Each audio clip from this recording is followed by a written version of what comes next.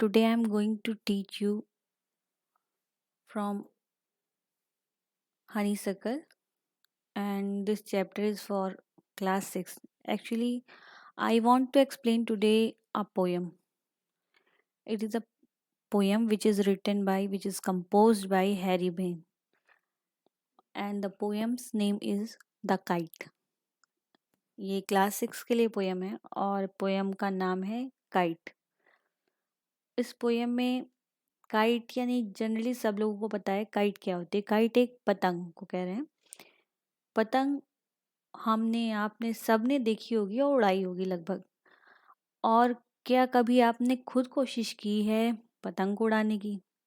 अगर उड़ाने की कोशिश की है और उसके बारे में जानते हैं तो पोयम को पढ़ेंगे तो और चीज़ें क्लियर होती जाएंगी। चलिए देखते हैं क्या है पोयम में। द काइट, जो कि हैरी बेन ने लिखी हुई है। इस पोयम के बारे में देखें। द काइट यानी एक पतंग। पहले पोयम को पढ़ लेते हैं। How bright on the blue is a kite when it's new, with a dive and a deep, it snap its tail, then roars, then soars like a ship with only a sail,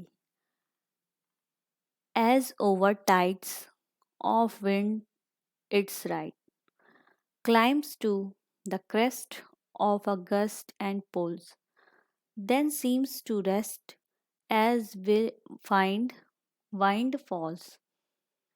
When string goes sour, you wind it back and turn until a new breeze blows,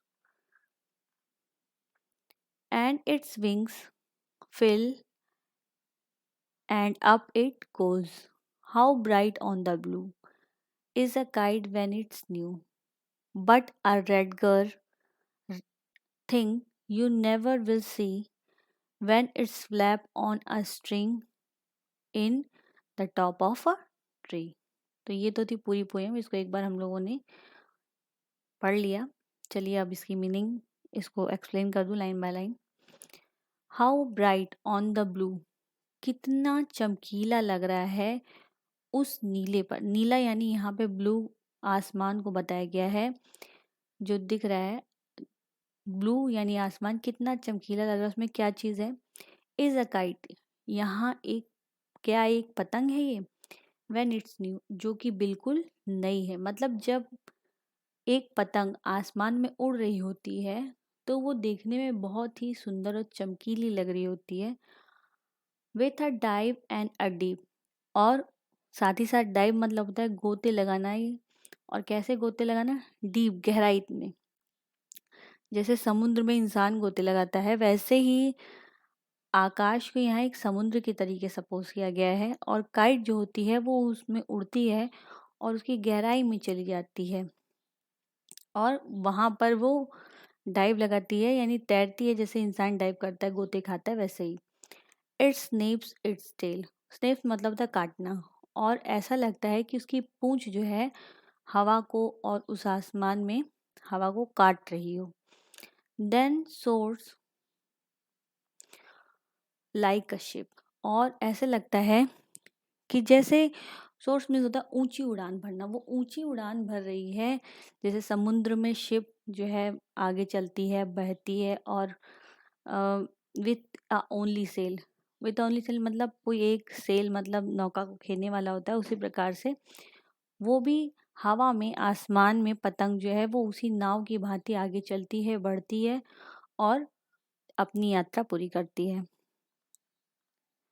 as over tide of wind it ride, और ऐसे लगता है कि जैसे समुद्र में वो जो टाइड मतलब तूफान, समुद्री तूफान को टाइड कहते हैं, वो जो आके ख़त्म हो गया है उसके ही तरीके से आसमान में जब हवाएं चलती हैं, जैसे समुद्री हवाओं और तूफान के साथ साथ एक नाव आगे बढ़ती है, वैसे ही आसमानी हवाओं के साथ, विंड मतलब होता है हवा, उस हवा की सवारी करके वो पतंग भी आगे बढ़ती है। राइड मतलब होता है सवारी करना।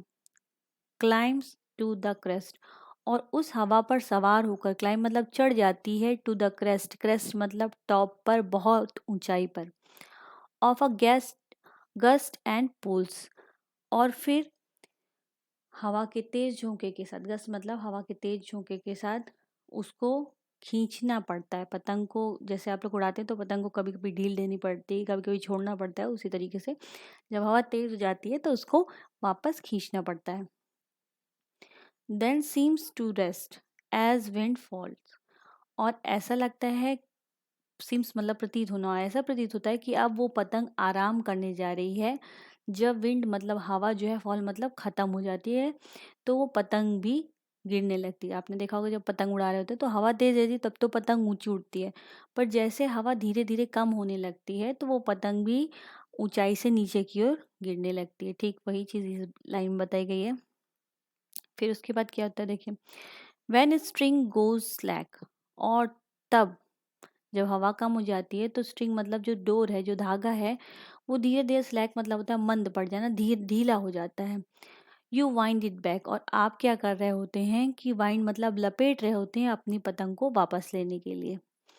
And run until a new breeze blow, और तब तक वो पतंग जो है आसमान में इधर उधर भटकती रहती है जब तक हवा का कोई नया झोंका, ब्रीज मतलब हवा, ब्लो मतलब बहना, हवा का कोई नया झोंका नहीं बहता, तब तक वो आसमान में इधर उधर भटकती रहती है। And its wings fill and up it goes, और जब हवा का कोई झोंका मिल जाता है, यानी हवा फिर से जब चलने लगती है, तो पतंग दोबारा से ऊंची उड़ान के लिए तैयार हो जाती है। उसके पंख में फिल मतलब भर जाना, भर जाती है क्या, वो हवा। एंड अप इट गोज, और उसे फिर से दोबारा ऊंचाई पर ले जाती है।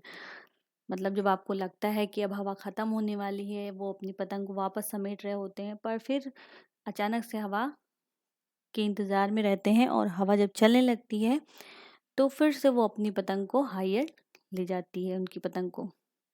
आगे नेक्स्ट लाइन देखिए, how bright on the blue, कितना चमकदार है उस नीले आकाश में। क्या चीज़ चमकदार है? इज़ अ काइट, क्या ये एक पतंग है जो कि बिल्कुल नई है। But a regular thing you never will see, पर एक, रेगडर मीन्स होता है विषम, यानी अगेंस्ट थिंग, जो चीज़ आपके प्रतिकूल हो, ऐसी चीज़, जब कुछ अजीब सी चीज़ जो आपके लिए अच्छी ना हो, ऐसी कोई चीज़, यू नेवर विल सी, जिसे आप कभी नहीं देखना चाहेंगे। कौन सी चीज़? वो चीज़ जो आप अपनी पतंग के लिए कभी नहीं चाहेंगे। When it's flap on a string in the top of a tree, क्या चीज़ नहीं देखना चाहेंगे? जब आपकी पतंग फंस जाती है, उसका उसकी डोर जो है, स्ट्रिंग मीन्स होता है डोर, फंस जाती है कहाँ पे? एक पेड़ में, और वो फ्लैप मतलब उसके पंख फड़फड़ा रहे होते हैं, कहाँ से? उस ट्री के टॉप से निकलने के लिए। तो ये चीज़ आप अपनी पतंग के साथ बिल्कुल नहीं चाहेंगे। तो यही चीज़ आपके पोएट ने यहाँ पे डिस्क्राइब किया। तो ये तो थी आपकी पोयम द काइट। अगर पोयम अच्छे से सबको समझ में आ गई हो तो प्लीज़ मुझे कमेंट बॉक्स में लिख कर बताइए, और अगर नहीं समझ में आई हो, कोई प्रॉब्लम हो, तो भी मुझे बताइए। वीडियो आपको सही लगा हो, अच्छा लगा हो, तो वीडियो को लाइक कर दीजिए, और चैनल्स के और वीडियोस की अपडेट, यानी आपको टाइम टू टाइम मिलती रहे सारी वीडियोस, उसके लिए चैनल को सब्सक्राइब ज़रूर कीजिए, और साथ साथ बेल आइकॉन को प्रेस ज़रूर कर दीजिए। Okay, thank you for watching this video.